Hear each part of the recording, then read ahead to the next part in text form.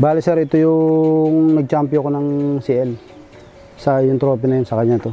Second overall champion, YBOB, second overall of color, second overall Grand Pulling Honda Click winner, full category, double crown, triple crown, patibayan, super set, YBOB, Saibet winner, pulling winner, Tugigaraw, Saibet winner.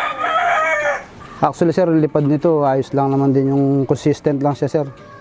Hindi siya bumababa, hindi siya nagpapaiwan sa mga kwan. Dahil gift bird sa akin sir, kaya pinangalan akong Dagip.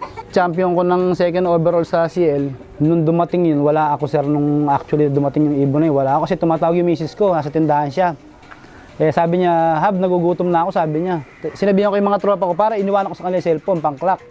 Sabi ko, para kayo nakaka mag-clock kung sakaling darating. Eh, tumatawag ako si Aisha, dadala akong pagkain.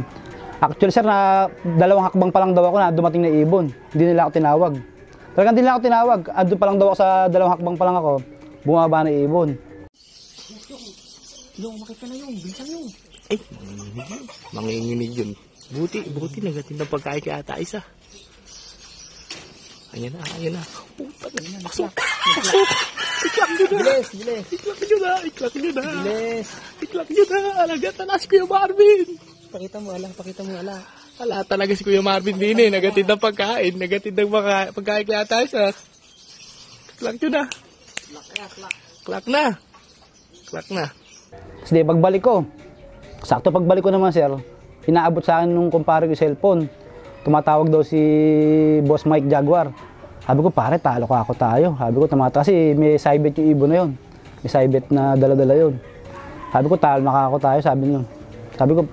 Sabi nung kumpare, pare, hindi ka matatalo, hintayin mo, magkakalak yun, sabi niya. Uy, magkano ba yung napalang testang mo? Wala kang gano'n ba? Ba't ba nagagamit ka sana? Ay, wala kang sinari mo, Tumayo na ako doon. Tanong sila ng tanong. Sabi ko, nabubusit na ako kasi nga, ala pa yung ibon. Nung pamaya-maya, nagkinukongrats ako nung bilas ko. Woo! Tanggal talaga! Hoy! Congrats! Kasi di niya pwedeng congrats nang wala naman yung ibon ko. Parang nakuha na ako na andiyan ibon. Yung talong ko na yun, takbo ko sa loop.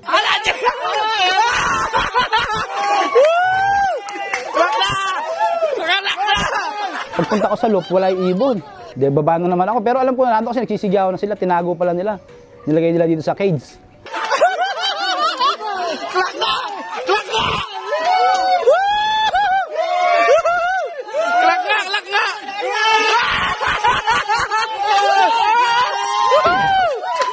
Ayun, yung kuha ko sa ibon na yun, parang hindi ko alam yung saya na kung anong gagawin ko sa ibon. Kasi sa lahat ng live, ako palang nagkaklak. Nagkatatalon! Ayun, makakatulog na! Hindi ko alam saan dadalhin, pinasok ko sa loob, dinala ko sa mga ate ko. Talagang hindi ko alam saan dadalhin, dinala ko sa loob ng bahay namin, balik ako dito.